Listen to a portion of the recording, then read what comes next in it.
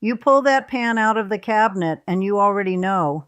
You do not even have to look at the bottom. You can feel the rough, gritty crust of it against your palm, built up from months of heat and grease and burnt drippings layered one on top of the other. You set it on the stove and it sits there tilted, not quite flat anymore, and you tell yourself you will deal with it this weekend. You told yourself that last weekend too. The bottom of a well-used pan collects everything that a burner sends up at it.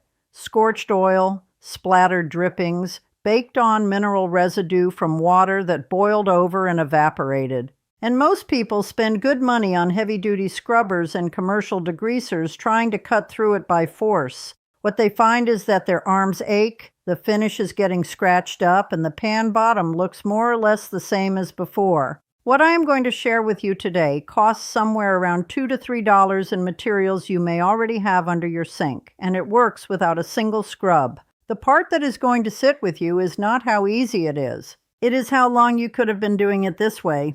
I have been cooking over real fire since before most people's mothers were born. We cooked on wood-burning stoves on our homestead in the Blue Ridge, and cast iron and tin cookware were not something you replaced when they got dirty. They were something you maintained because replacing them was not an option. I learned early on that the secret to keeping a pan bottom clean was not muscle. It was chemistry, simple, effective, and right under your sink. And the chemistry was right there in the pantry. Subscribe if this kind of old homestead sense is what you have been looking for, and drop a note in the comments while you are at it. I read every single one that comes through. Where are you watching from today? Tell me your town or your state. I'm always glad to know where these methods are landing. One more thing, and I will say it here and leave it be. If you want the fuller collection of what I know about keeping cookware and a kitchen running the old way, the handbook has it. The QR code is sitting on the screen right now, and the link is down in the description below. Now here is the thing that trips most people up before they even start. They think the problem is the grease. They go after the black residue with a degreaser. They spray and scrub, and they do move some of it. But what they are really dealing with is carbonized oil, grease that has been cooked past its smoke point, not once but dozens of times, until it has essentially become a layer of carbon bonded to the metal. A degreaser is made to break down fat. Carbon is not fat anymore. It has crossed over into something closer to what you would find in a piece of charcoal, and soap does not know what to do with it. The second mistake is using abrasion, a steel wool pad or a heavy scrubber to grind it off. And you can get somewhere that way, but what you are also doing is leaving tiny scratches in the pan surface that give the next layer of carbonized oil even more to grip onto. You are working harder and setting yourself up for a worse problem 2 months from now. What actually breaks down carbonized buildup is an alkaline chemical reaction, not scrubbing. When you heat baking soda in the presence of water, it releases carbon dioxide and creates a mild but effective alkaline environment that gets underneath the bond between carbon and metal and loosens it from below. The crust does not get scoured off. It gets lifted, and that is a completely different thing. It gets lifted. This chemistry works from the bottom up to loosen the bond, and that is a completely different thing. You do not need to remember the chemistry. What you need to remember is that the old women in our hollow were not scrubbing their pans raw every Sunday. They were soaking and lifting, and their cookware lasted 50 years. Here is what you will need. Baking soda, the plain kind, nothing fancy, the box that costs under $2 at any grocery store. White distilled vinegar, the gallon jug from the cleaning aisle, not the cooking kind, though that works too. Water. You'll need just a small amount of clean water to make the paste. And a burner. Any heat source will work for this method. That is the whole list. Set your pan on the stove, bottom side up. That is the first thing people do wrong when they try a soaking method. They fill the pan with water and soak the inside, and none of that water is touching the problem. You want the dirty side facing up, and you want to work directly on the crust itself. Sprinkle a generous layer of baking soda across the entire bottom of the pan. You're not being shy about this. You want the black surface covered, a layer roughly 1/4 of an inch thick in the worst spots. Then pour just enough white vinegar over it to get it wet and foaming. You will hear it and see it working right away. That fizzing is the alkaline baking soda reacting with the acid in the vinegar, and while the foam itself is not what does the cleaning, it signals that the mixture is active and starting to work into the crust. Now let it sit. Do not touch it yet. Give it 10 to 15 minutes at room temperature. Now let it sit. Do not touch it yet. Give it 10 to 15 minutes at room temperature to work into the carbon layer. Give it 10 to 15 minutes at room temperature to work into the carbon layer. If your pan bottom is particularly bad, years of buildup, the kind where you can feel ridges and bumps when you run your finger across it, add one more step before you wait. Set the pan on your burner, bottom side up on 2 folded dish towels on either side to keep it steady, and warm it on the very lowest heat setting for 3 to 4 minutes before you apply the baking soda and vinegar. A little warmth opens the metal's pores slightly and helps the mixture penetrate faster. You are not heating it hot, just barely warm to the touch on the underside. After the pan has soaked, take a soft cloth or a non-scratch sponge, not steel wool, not a heavy scrubber, and wipe. That is all. No scrubbing, no effort, just a simple wipe. You are not pressing hard. You are moving the loosened material off the surface, the same way you would wipe dust off a windowsill. In most cases, the carbon comes away in the first pass. Just a gentle wipe and it's gone. For heavier buildup, apply a second round of baking soda, skip the vinegar this time, add just enough water to make a loose paste, and let it sit another 10 minutes before wiping again. 2 passes handles what decades of scrubbing could not. Rinse the pan thoroughly with warm water and dry it right away. Do not let it air dry, especially if it is cast iron or carbon steel. A quick wipe with a few drops of vegetable oil or lard while it is still warm from the rinse will protect the metal and keep it from picking up rust before you use it again. The total cost of this method, start to finish, is somewhere between $2 and $3 for the materials, and realistically, 1 box of baking soda and 1 jug of vinegar will last you through a dozen cleanings or more.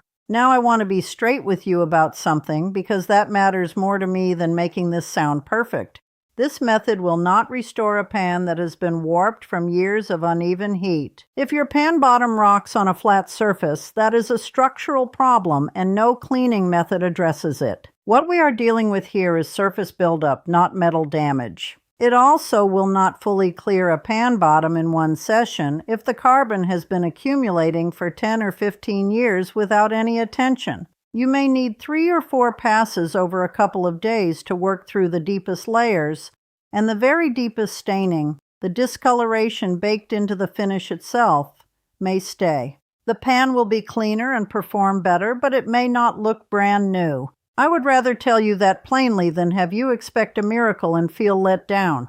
And one caution, if your pan has a non-stick coating on the outside bottom, some newer pans do, skip the vinegar entirely and use only the baking soda paste with warm water. Acid can damage certain non-stick finishes over time, and the baking soda paste alone is gentle enough to do the work without the risk. The real value in this method is not the one cleaning. It is what happens when you make it a habit. On our homestead, cookware was tended the way everything else was tended, a little at a time, before problems became serious. My mother did not let a pan bottom go 6 months between attention. Every few weeks, after a heavy cooking session, she would give the bottom a quick paste and wipe before putting it away. It took 3 whole minutes, and her pans never got to the state where a major cleaning was needed because she never let the buildup reach that point. That is the system worth keeping. After any cooking session where you notice the first signs of browning or discoloration on the pan bottom, not heavy crust, just the beginning of it, mix a small amount of baking soda with just enough water to make a paste, rub it across the bottom with a soft cloth, let it sit for 5 minutes and wipe it clean. You are catching it before the carbon has a chance to bond hard and deep into the surface. The whole process takes less time than washing the pan itself. Do this once a month with your most used pans, regardless of how they look, and you will never again face the kind of buildup we started with today. Keep a small jar of baking soda paste mixed and ready under the sink. Equal parts baking soda and water, loosened with just a few drops of dish soap. And the habit costs you almost nothing in time or money. Every pan in your kitchen can be kept this way. Cast iron, stainless steel, carbon steel, enameled cookware.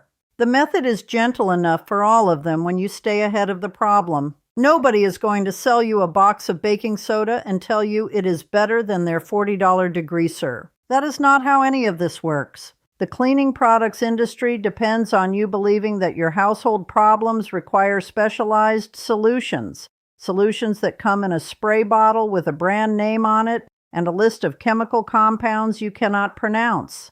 And the thing is, it is not that anyone is sitting in a boardroom trying to cheat you. It is simpler than that, and in some ways worse. There is genuinely no profit in telling you that what your grandmother already had under her kitchen sink is the most effective thing for the job. So unfortunately, nobody does. The baking soda and vinegar method for pan bottoms has been working in American kitchens since long before any of those products existed. It works because of basic chemistry that has not changed.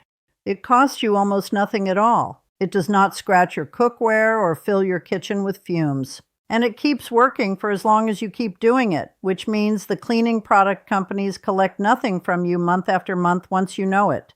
That is the entire reason it stopped being common knowledge. Not because something better came along, but because common knowledge does not generate repeat purchases. When you learn to handle your own home this way, with simple materials, a little patience, and an understanding of why things work, you stop being a customer for a whole category of products you were never meant to need. That kind of independence is not dramatic, it is quiet, but it adds up over years into real money kept in your pocket and a real confidence in your own ability to take care of what is yours. My grandmother kept a wood cook stove in her kitchen from the time she was a young bride until she was well into her 70s.